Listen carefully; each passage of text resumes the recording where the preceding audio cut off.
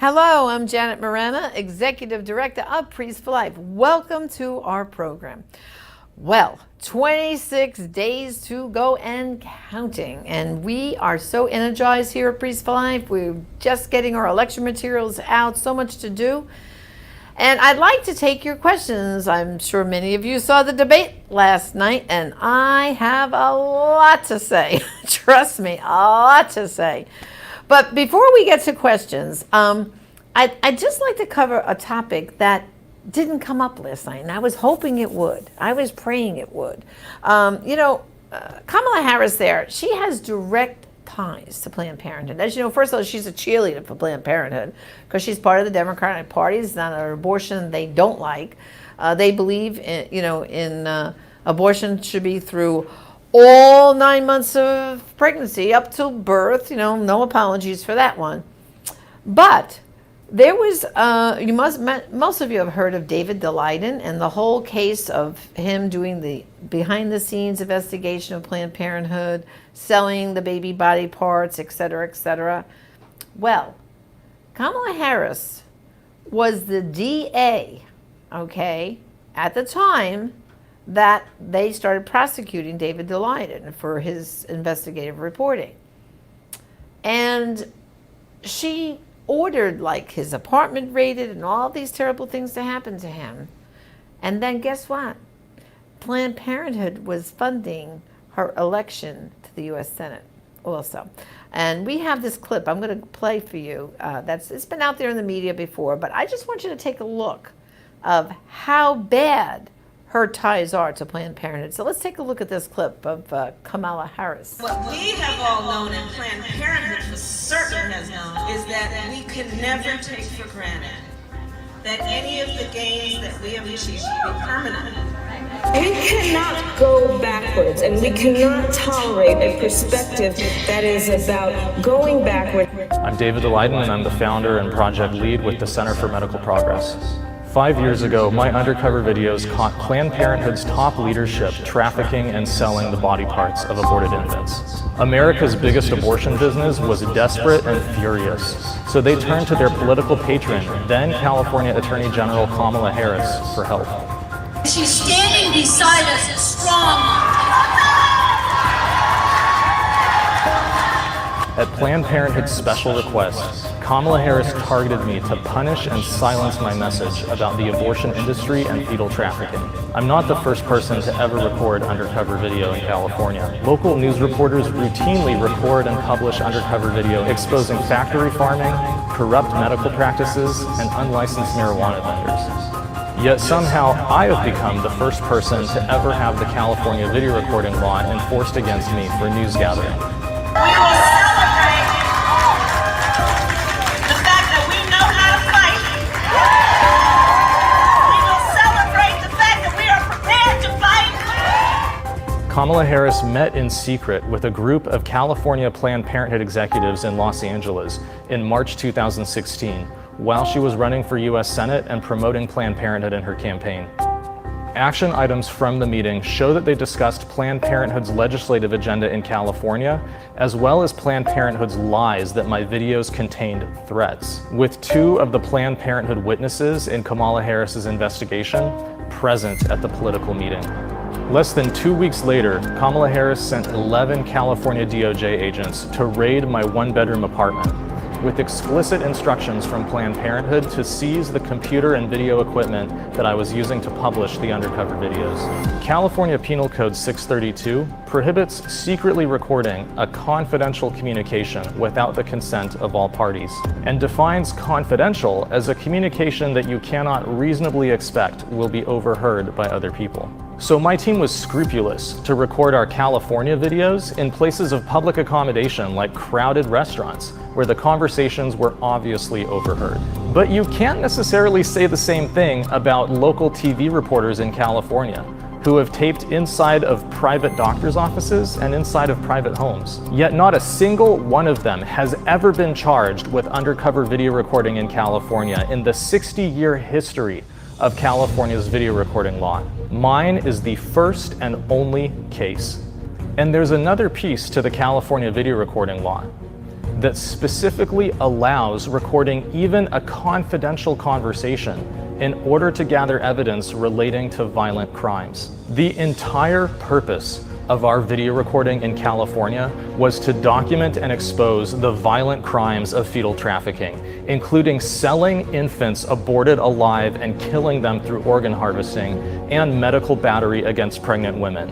If those aren't crimes of violence, I don't know what is. But Kamala Harris's investigation never even considered our purpose or addressed those crimes, even though local Southern California law enforcement prosecuted and shut down 2 of Planned Parenthood's business partners based on my video recordings. By the way, those business partners, the Da Vinci companies, they actually admitted guilt in a $7.8 million settlement for illegally selling body parts from abortions at Planned Parenthood Orange County. Who was the top abortion doctor for Planned Parenthood Orange County supplying those body parts? Dr. Jennifer Russo, one of the participants in the March 2016 meeting with Kamala Harris and one of the Planned Parenthood witnesses.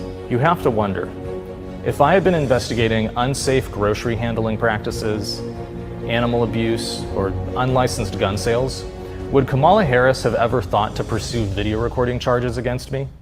It's pretty obvious that the reason that I alone was targeted by Kamala Harris is because I dared to criticize Planned Parenthood and the abortion industry. What Kamala Harris did isn't treating people fairly or equally under the video recording law. In fact, Kamala Harris's deputy prosecutor, Jeanette Jarone, admitted in a court filing that the reason her office targeted me alone among all undercover reporters in California was because my videos were, quote, edited for shock value, and that made me, quote, more culpable than other undercover reporters in California. Obviously, I dispute the characterization that my videos were edited for shock value. What they show Planned Parenthood doing is shocking enough. But more importantly, it is your First Amendment right to promote the significance of your own message. When she said that I was targeted because of the content of my videos, Kamala Harris's deputy prosecutor admitted that the reason that I was targeted and I alone was to punish what I have to say. Planned Parenthood sells baby parts. That's why I'm suing Kamala Harris, the California Attorney General, Planned Parenthood, and others in Los Angeles federal court for conspiracy to violate First Amendment civil rights. This is crucial to defend the First Amendment rights of all Americans to report on issues that matter and to listen to what we have to say to each other without fear of government punishment. Selling body parts is a crime. Reporting on it is not. I will never bow to the tyrannical vision of leaders like Kamala Harris, who believe that they are entitled to tell us what to think, what to believe, and what to say.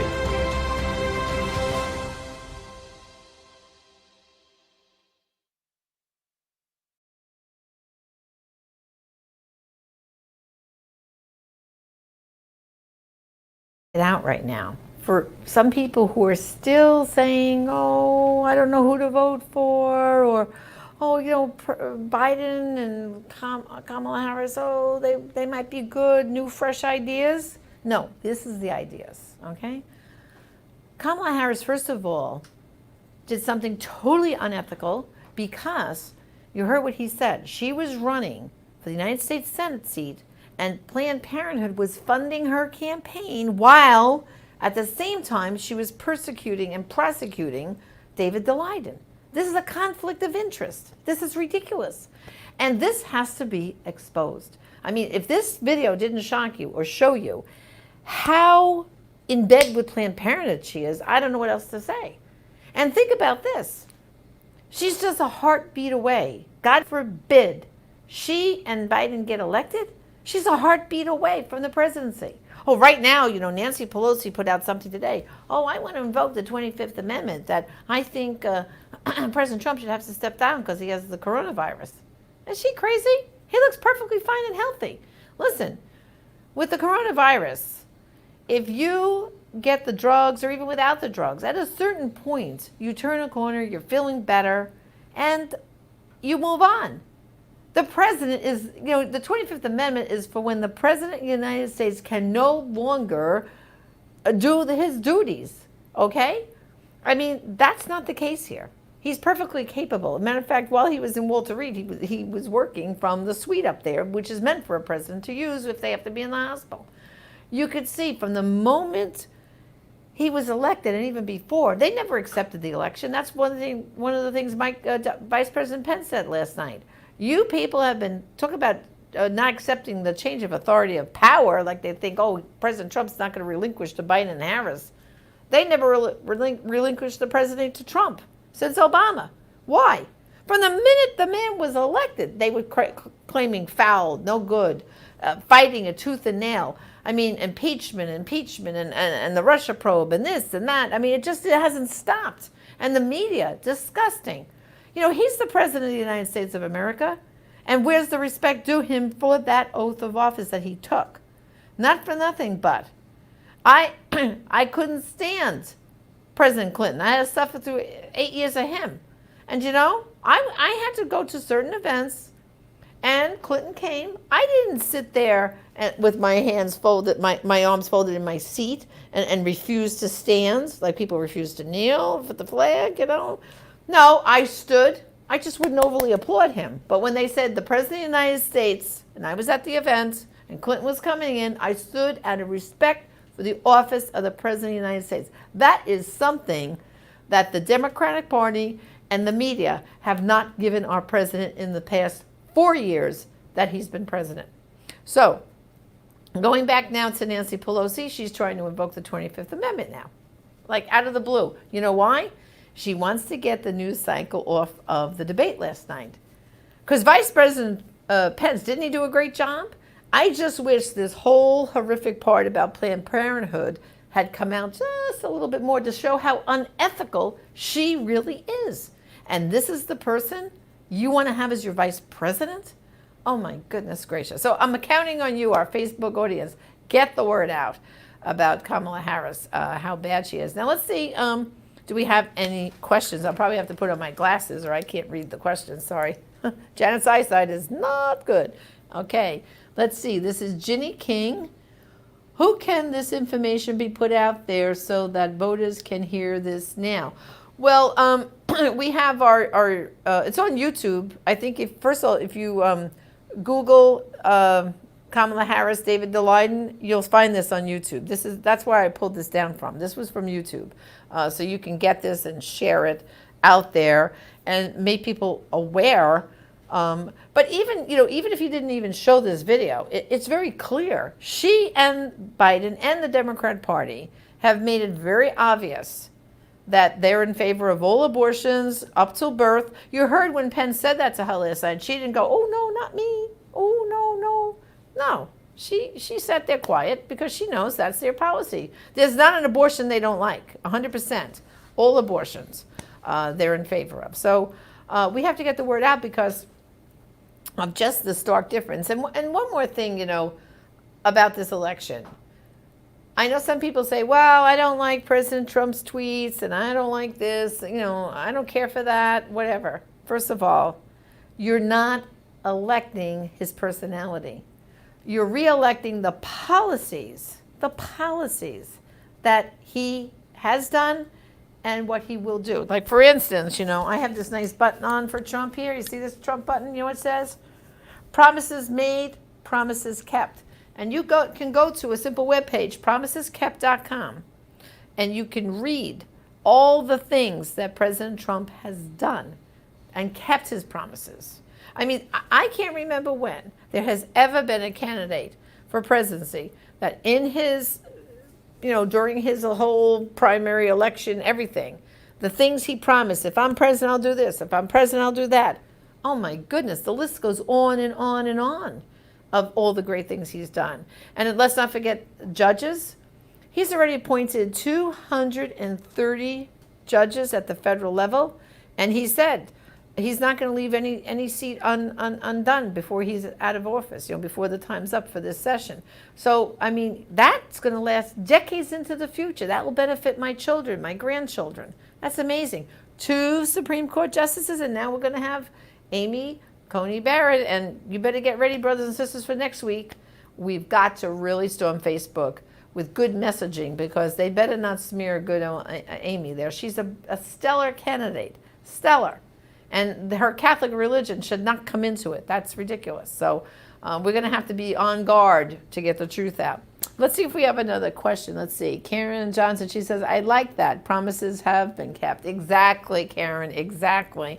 And let's see. This is, someone says, vote early in person. Yes, good point. That's Marlene. Yeah, Marlene, I'm glad you brought that up. You know, this election cycle is going to be absolutely insane. Some states like New Jersey, their polls aren't even going to be opened. They have mailed out ballots to the entire state. And I have a good friend of mine. I just spoke to her the other night, and she got her mail-in ballot. She filled it out, but she didn't put it in the mail. They have places you can go to deliver your ballot.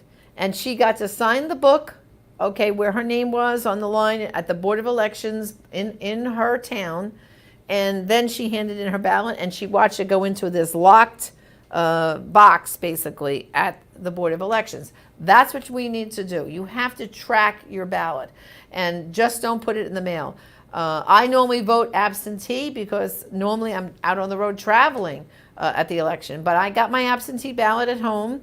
Just came the other day. I'm going to fill it out, and when early voting starts here in Florida, I am going to deliver it. Our office here is in Titusville. I'm going to go down to the Board of Elections, and I'm going to hand deliver my ballot. So that's very important. Thank you, Marlene, for bringing that up. We've got to track our ballot. We have to make sure we bring our ballots there. And speaking of that, I've always promoted this to get absentee ballots for family members that you know who might be in assisted living or in nursing homes. Please don't let the staff at that nursing home help them fill out their ballot. You help them fill it out, and then you deliver it for them, because there's a lot of shenanigans that goes on at that level. Let's see what Lori has to say here. Harris said she wants to allow women to be in control of their bodies. I got news for you. If you're pregnant, that baby is whole and separate from your body. It's its own person, body, soul, and spirit. You shouldn't decide whether that other body you carry dies. You aren't God. God decides. Thanks, Laura. Good point. And you know, another point about last night, did you hear how I kept harping at Vice President Pence about, you don't accept the science. You don't accept the science. She said, you don't accept the science one more time. I was yelling at my TV. Oh, good thing you weren't watching me last night. I was going crazy in my house all by myself, yelling at the flat screen TV. Even my dogs got on my lap one time as if to say, Mommy, it's okay, it's okay. Anyway, the science thing, well, hello, unborn children, okay, it's science. From the moment of conception, it's a unique, whole, individual person with all that little DNA and everything. Yes, Kamala, that's science. So you're killing a person, okay? It's a person. It's not a clump of cells. It's a person. And that's the science that you're in favor of there, of killing an unborn child. So I think we have to use this science argument right back with her and Biden. Okay, what's this? Eileen Queen, she says, when they introduced Kamala Harris last night, she was introduced as an American Indian. At the end of the debate, she herself said she is black. What is it? Oh, okay, well, first of all, she's not an American Indian. She's half Jamaican, from the island of Jamaica, and one of her other parents is Indian, like from India. Okay, not American India, from India. That's her genealogy, okay? So she's Jamaican and Indian. That's her lineage, all right? So anyway, okay, another thing says, yes, amen to that. Okay, thanks, Laura. Okay, I was screaming also. She was so smug and disrespectful. Absolutely. Smug and disrespectful, and the smirking. Oh my goodness, smirking. And the way she talked back, like at Vice President Pence, he was a real gentleman. He was, and you know, I've known Vice President Pence since he was in Congress. And I can tell you, he's a man of deep faith. And we're going to play a little clip at the end of our time together from him, because of course he was unabashedly, I'm pro-life, and that's it, and that's how it rolls. So it said, oh yes, yeah, Lori says, yes, rude as can be. Yep, rude as can be. That's how she was, very rude. You know, and you have to think about this. I mean, this is who you want as your vice president of the United States of America?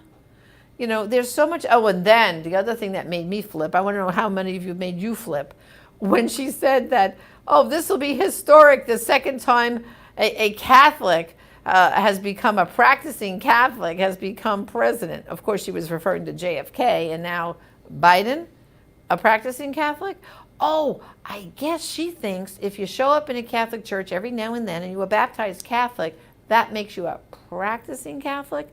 Let me tell you, sweetie, a practicing Catholic, maybe you should add the words a faithful Catholic, a Catholic who actually believes the teachings of the Catholic Church, which he doesn't. Okay, neither does Nancy Pelosi. Why?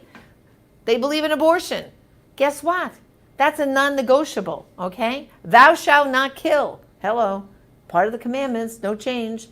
And to say practicing Catholic, oh, I mean, how many, look, we all have people in our families who don't go to church every Sunday. Everyone does, right? Raise our hands, of course.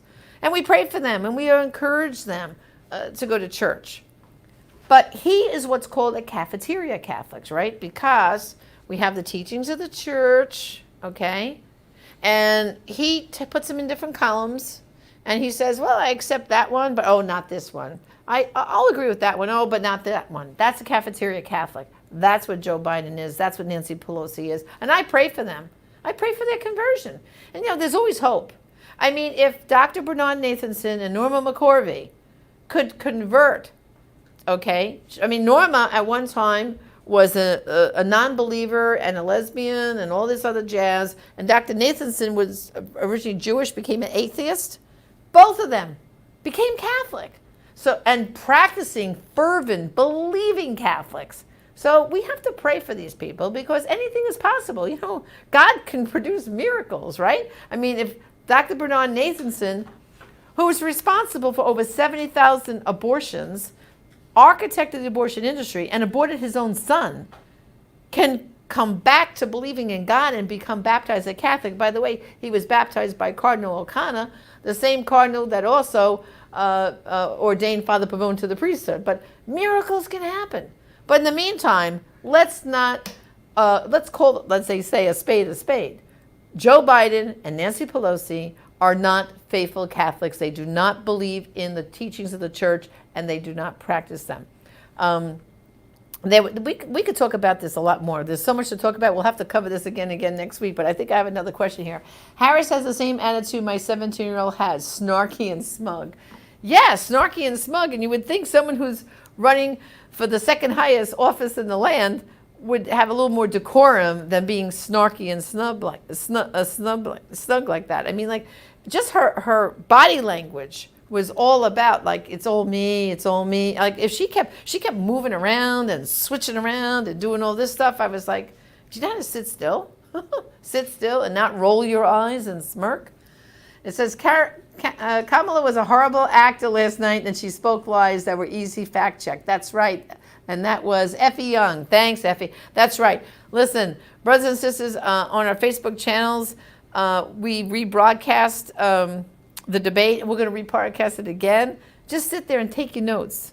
And then, like they're saying, fact-check it. I mean, the number of Pinocchio noses she got last night was just incredible.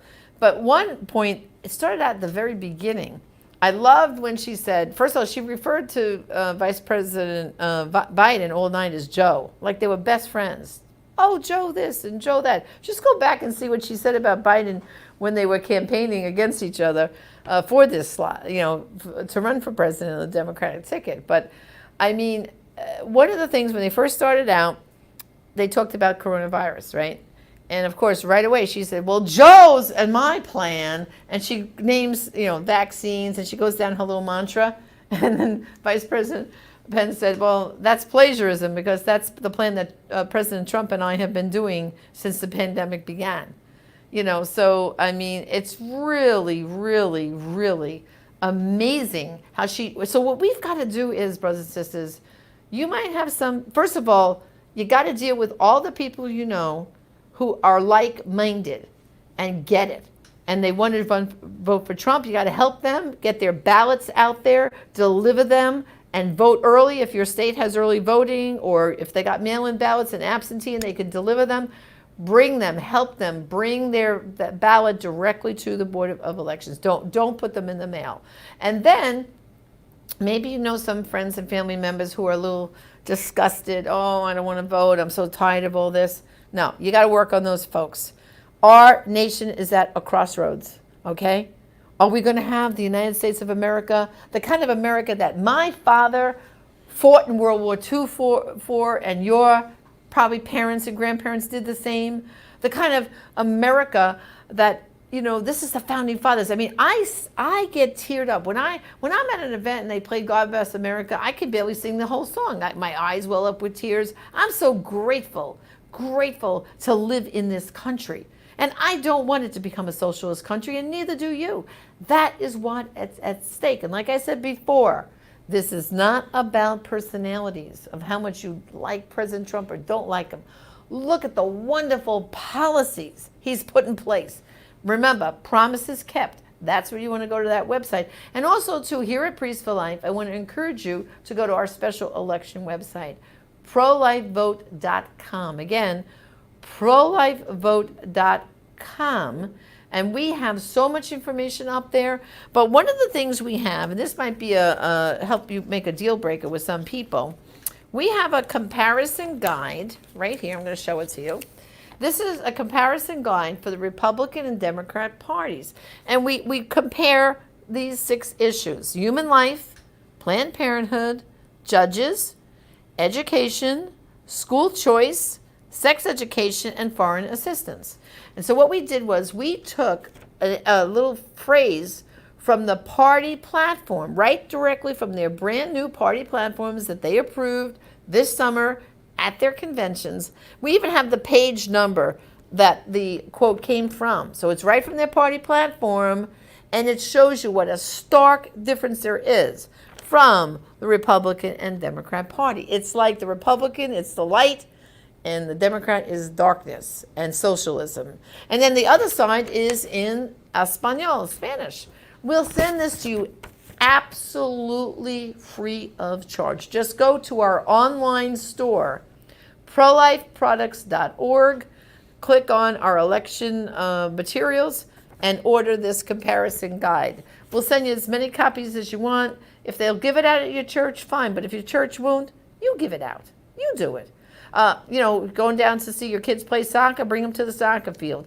You know what I'd tell everyone? Get out your Christmas card list and get a bunch of plain envelopes at the dollar store and mail them to all your like-minded friends and say to them, this is what's at stake at the election. It's the light or the dark. Which way we going?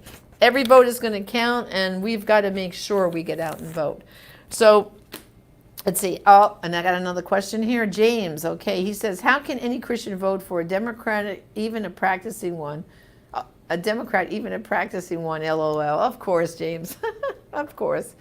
So, well, we're just about the end of our time, and I want to thank you for tuning in to me. Of course, tomorrow at the same time slot on Just Ask Janet, because what I'm going to do now is, as we're getting into this election cycle, I'm going to have guests every day. That's Monday, Tuesday. Of course, Alvita comes to you at this time on Wednesday. She's going to be coming to you live.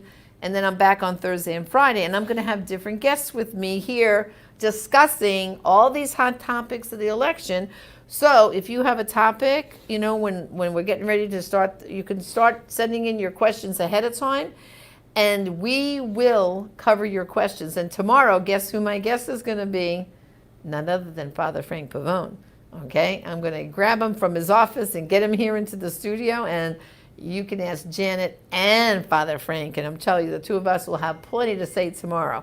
So I hope to hear from you. And you know what? Another highlight from last night was how pro-life our president and vice president are. Let me just play a real quick soundbite for you in closing.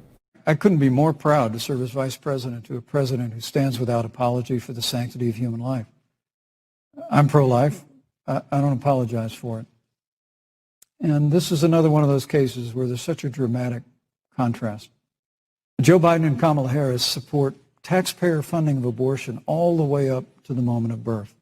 Late-term abortion. They want to increase funding to Planned Parenthood. Did you notice her little face going with her stuff? I mean, come on. But thank God we have a president and vice president that are unapologetic for being so pro-life. So keep them in prayer. And, oh, they want to know what time is Father Frank on is this next question. Okay, first of all, Father Frank is on the following times. Every day, 10 a.m., he does the Mass here on this channel. Every afternoon now, I come to you at 3:30, and I told you my schedule, like tomorrow I'm having Father Frank as my guest, but then every night at 9 p.m., from 9 to 10 p.m., Father is live here, and he covers different topics. Even some nights he does pro-life in Scripture. They're great presentations. So if you want to get Father Frank, more of Father Frank, every night at 9 o'clock, and there's certain nights where he does what I do, and he takes your questions and things like that. So, and then tomorrow, Father Frank and I will answer your questions too. So store up those questions and come back again tomorrow at 3:30, and we'll be looking forward. Oh, and tonight is Pro-Life in Scripture at 9 o'clock. So tune in tonight. If you want Pro-Life in Scripture with Father Frank, that is tonight. It says, can we get an image of that flyer? Yes. Go to voteprolife.com. That's our website, and there's an image there. And then to order it, you go to prolifeproducts.org. Okay? Well, thank you for joining me today. And until next time, this is Janet Morana with Just Ask Janet. Thanks and God bless.